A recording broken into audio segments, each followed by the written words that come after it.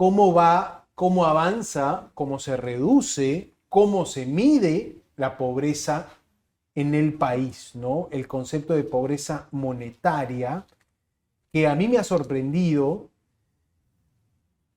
La línea de pobreza está en 462 soles de gasto por persona. 462 soles gasta una persona considerada bajo el umbral de la pobreza monetaria, y bajo el umbral de la pobreza extrema 260 soles es el gasto.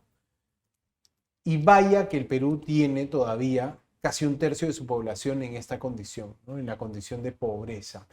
Cifras que son parte de un reporte de INEI que se ha conocido hoy y que, como buena noticia, trae una reducción de casi 2 puntos porcentuales para las cifras del 2025 respecto de las cifras del 2024, ¿no? De 27.6% en el 2024 a 25.7% en el 2025, el año pasado. Bueno, para comentar este reporte de INEI y las cifras de pobreza actual, estamos con Mario Vergara Silva, economista y profesor de ESAN, que también tiene una mirada particular sobre cómo se mide, cómo se calcula esto que llamamos pobreza monetaria. Profesor Vergara, bienvenido a Latina, buenas noches, gracias por su tiempo. ¿Qué tal, Santiago, Fiorella? ¿Cómo están? ¿Cómo está? Buenas Buenas noches. noches. Bien, bueno, sí, hoy día el reporte del informe presentado hoy 5 de mayo por el INEI, y hay un consejo consultivo que hay varios miembros y universidades que forman parte de ese consejo consultivo para determinar, ¿no?, el nivel de pobreza, ¿no? Entonces, había una reducción de 1.9%, ¿no? Comparando la pobreza del año 2024, 2.7 a 27.6, perdón, a 25.7 de pobreza en el año 2025. Entonces, había una reducción de 1.9 por ciento. Actualmente tenemos 8.8 millones de peruanos en situación de pobreza, ¿no? Y tenemos una pobreza extrema, además de 4.7%. También ha habido una ligera reducción. Quiere decir que 1.6 millones de peruanos viven en pobreza extrema, ¿no? Vamos a explicar por qué, ¿no? Entonces, la pobreza se determina, la monetaria, ¿no? Porque hay otra variable que es la pobreza multidimensional, ¿no? Que es más que todo relacionada con carencia de servicios, ¿no? Vivienda, Claro. salud, agua, esa, ¿no? Pero la pobreza monetaria está considerando el nivel de ingresos, ¿no? Quiere decir de que las personas, ¿no?, los peruanos que no pueden cubrir la canasta básica familiar de alimentos, que para una familia de 4 personas es de 1.848 soles, ¿no? Ujú. Y que es 462 por persona. Y aquellos quienes no pueden cubrir con esta canasta básica familiar de alimentos y servicios se consideran pobres, ¿no? ¿Y quiénes son los vulnerables? Los vulnerables son aquellos quienes no logran cubrir la canasta solamente de alimentos, ¿no? Sin considerar servicios. Si no tienes para alimentarte, ¿cuánto es? Para 4 personas de 1.040 soles. Entonces, quienes no logran alimentarse se consideran como pobres extremos, por decirlo así, ¿no? Entonces, en total tenemos más o menos 25.7% de pobres, 8.8 millones de peruanos, ¿no? Esa es la información de pobres, ¿no? Pero ahora, hay uno dirá, ¿no? Si tenemos alrededor de 30, siempre nos hemos manejado con 30% ya después de la pandemia, ¿no? Que se disparó en la pandemia, teníamos 20.2 prepandemia 2019, pobreza habíamos reducido, en la pandemia se disparó en 30%, de ahí hubo una reducción y con la crisis política, ¿no? Del 2023 subimos nuevamente al 29%. Entonces, ahora como que hemos retrocedido un poco, pero uno dirá, si alrededor, o sea, el público, el ciudadano de pie dirá, si tenemos un 30% de pobres aproximadamente, ¿no? Quiere decir que el otro 70% se trata de clase media y clase alta, o sea, son peruanos quienes sus ingresos son Es una suficientes buena para poder pregunta. claro, esa es la lógica simple, pues, ¿no? Uno dirá, oye, 30% de pobres, el otro 70% son peruanos que sus ingresos pueden cubrir, ¿no?, los principales bienes y servicios. ¿Pero es Pero no es así? así, A no ver. es así, ¿no? Porque hay una información que pocos conocen, ¿no? De que que es que adicional al porcentaje de pobreza, tenemos actualmente en 2025 un 32,5% de vulnerables, ¿no? ¿Y quiénes son los vulnerables? Vulnerables son aquellos quienes están a un paso de entrar en la línea de pobreza, ¿no? Quienes si de repente pierden su empleo, su trabajo, o son afectados por crisis de precios como las actualmente, ¿no? Que estamos pasando, se convierten en pobres, ¿no? Eso se Ujú. llama, entonces, en resumen, en el Perú tenemos un 60% de pobres y casi pobres, que son los vulnerables. Esa es la realidad de la foto, ¿no? Eso es lo que no sé. Entonces, y esa información no es inexacta, porque tenemos que en el año 2004 la pobreza alcanzó el Ujú. 59%. Muy interesante lo que nos comenta el profesor, porque entendemos que aquí entra este concepto de peruanos en situación de vulnerabilidad o a un Vulnerabilidad. paso de caer en la pobreza, ¿no? Casi pobres.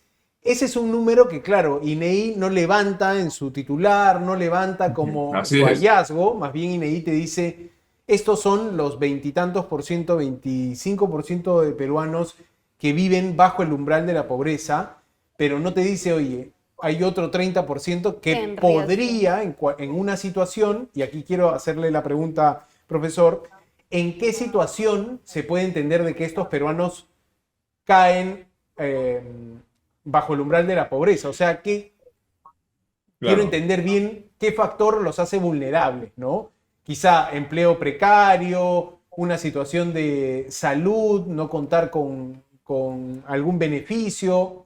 Explíqueme, por favor, intente explicar este detalle, ¿no? Los peruanos casi pobres, ¿quiénes son? Claro, créeme de que, bueno, en realidad, ¿no? Había una reducción, ¿no? Del ser, en prepandemia llegamos a 20,2%, pero se disparó, como te comenté, en la pandemia, para ahora estamos en la cifra de 25,7, ¿no? Ujú. Entonces, pero tenemos un 32, casi 33% de vulnerables, ¿no? Que esto convierta que el grueso sea 60%, pobres y casi pobres. Entonces, vulnerables son aquellos quienes viven con al centavos, ¿no? Entonces están a punto de perder, ¿no? De convertirse en pobres, ¿no?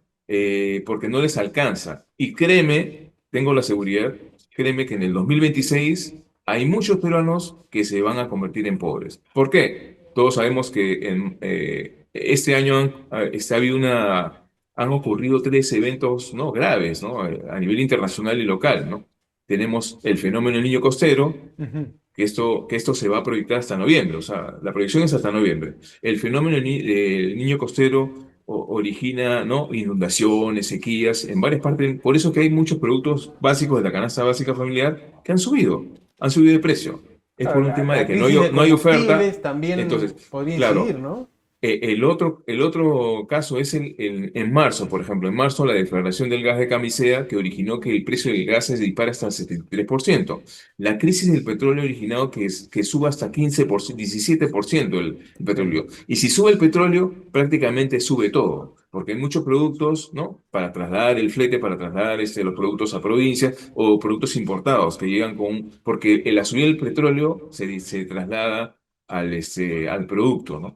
Y esto también va a empujar la subida del tipo de cambio, porque si sube el precio del petróleo, como el precio del petróleo estaba alrededor de 60, actualmente es más de $115 por barril, que desde $68 hace 3 meses ha habido una subida significativa. Entonces, si sube el petróleo, prácticamente sube el dólar porque vas a requerir más dólares para comprar un petróleo más caro, ¿no? Ujú. Entonces, esto va a trasladarse obviamente en el precio, en la inflación. Entonces, creemos de que va a haber, hemos cerrado el 2020, en abril con una inflación de 4%, por encima del rango meta. Y no creemos una solución inmediata porque el conflicto del Medio Oriente no se ve todavía cuándo acabar y el fenómeno del niño costero va a durar hasta noviembre. Quiere decir que en este año yo creo que van a haber muchos vulnerables que lamentablemente van a entrar en la línea de pobreza, ¿no? ¿Y cómo se combate la pobreza? Porque estamos muy próximos a que ingrese un nuevo Claro, gobierno. En los planes de gobierno tienen ideas distintas, desde bonos, subsidios, incrementar el sueldo. ¿Cuáles son claro, las primeras acciones que no sean populistas, se pueden ejecutar? Porque sabemos que solución no hay cercana, ¿no? Pero sí se claro. puede empezar a mitigar de repente o a recuperar a Bueno, estos peruanos. algo que podemos rescatar que ha permitido, bueno, reducir, ¿no? en algo la pobreza es, por ejemplo, el crecimiento de la inversión privada, ¿no? Ha habido un crecimiento de inversión privada en 10%. Entonces, si hay inversión privada, hay más trabajo y el trabajo es la única salida para poder reducir la pobreza, porque va a permitir mayores ingresos, ¿no? Entonces, y también el empleo formal ha habido un incremento de 6,2%. Entonces, estas dos variables principalmente, y que la inflación obviamente se ha mantenido dentro del rango meta, a excepción del 2026, ¿no? Que por efectos climatológicos y factores internacionales va a conllevar a la inflación, ¿no? Que fuera del rango meta, ¿no? Entonces, pero efectivamente hay varias brechas que solucionar. O sea, uno puede indicar, bueno, tenemos una inflación controlada, ¿no? Tenemos un crecimiento un crecimiento económico, Producto Bruto Interno por encima del 3,4%. Lo podemos aplaudir, pero en realidad las brechas son mayores, ¿no? O sea, necesitamos crecer Claro, a mejores sí. cifras. Sí, tenemos un 50% de escuelas públicas que se caen a pedazos. No tienen asientos, no tienen carpetas, cero, ¿no? 80% de las escuelas rurales no tienen agua ni desagüe, servicios básicos, ¿no? Tenemos hospitales deficientes, ¿no? Donde te dan citas de acá 6 meses sin equipos ni medicina, donde envían de alta a un paciente grave por falta de camas. Y sobre todo tenemos una anemia del 43%. O sea, casi la mitad de los niños en el Perú sufren de anemia, sin considerar la nutrición. Entonces, ahí demuestra, pues, ¿no? Ahí demuestra que efectivamente las políticas públicas no están, ¿no? Dando resultados, ¿no? No es que voy a subir 3,2%, que la justificación es de que se requieren crecimientos por encima del 6% para poder reducir la pobreza, pero bueno, la idea es que el dinero hay, ¿no? Porque hay Ujú. muchos, O no, sea, hay muchos gobiernos, sí, usted dice inversión, gasto público para dinamizar la economía claro, como un factor que puede ayudar a cualquier gobierno a reducir la pobreza. ¿Y qué nos dice del empleo, del trabajo? Que entiendo también es un camino seguro a reducir la claro. pobreza, ¿no? Y a generar prosperidad. Es como un mantra de los economistas eso, ¿no? El Así es, ¿no? empleo sacará a los países de la pobreza. Así es. El empleo obviamente va a ir de la mano de la inversión privada. Ujú. Entonces, inversión privada hay, había un crecimiento de 10%, pero necesitamos más inversión, pues, ¿no? Tenemos miles de proyectos por miles de millones de soles de obras públicas paradas, ¿no? Tenemos proyectos mineros más de 20.000 millones de dólares parados, ¿no? Ya sabemos por qué están parados, ¿no? Y a dónde se le está permitiendo, ¿no? Generar esta actividad económica. Entonces, la idea es destrabar estos proyectos porque los proyectos van a mover trabajo, van a dar trabajo a la población y Claro. lo que la población quiere es trabajo para poder tener ingresos y poder no cubrir la canasta básica familiar, que es la que tanto buscamos, pues, ¿no? Ujú, así es, de todas maneras. Gracias por estos minutos, por esta explicación también.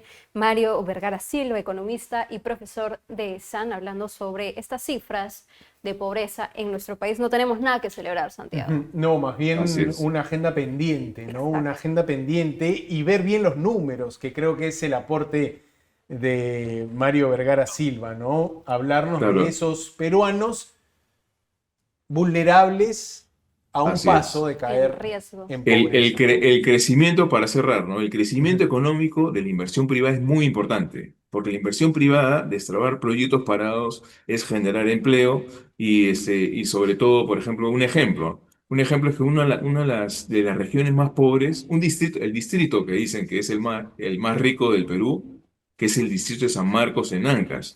Este distrito es minero, recibe canon más de 700.000 millones de soles y es el distrito más pobre.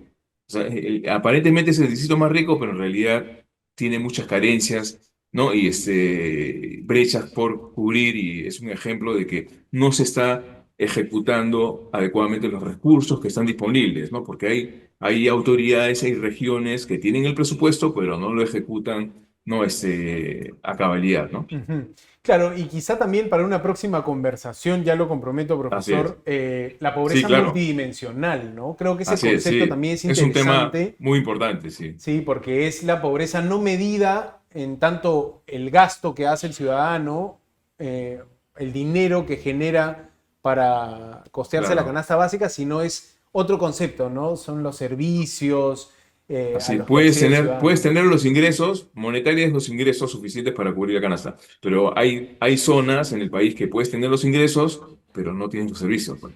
No tienes Claro, agua servicio de potable, agua potable. claro, ¿Cómo puede ser posible que en la pandemia repartieron miles de iPads a los alumnos y no tenían conexión en Internet? ujú, Entonces, eso lo tiene que hacer el Estado, porque un inversionista privado no va a ir a poner una antena en un cerro, pues, ¿no? Entonces, el clarísimo. Estado ahí tiene que trabajar, ¿no? Permitir a la inversión privada, ¿no? Que crezca, ¿no? Destrabar proyectos públicos y privados parados, ¿no? Y esto va a generar, ¿no? Este dinero para los peruanos que necesitan salir de la pobreza, ¿no? Es la única Bien, salida, ¿no? bien. Ok, Muchísimas gracias por ok, su Santiago, gracias, tiempo, Fiorella. Gracias, Mario buenas Vergara noches. Silva. Ok. Ahí estaba, amigos.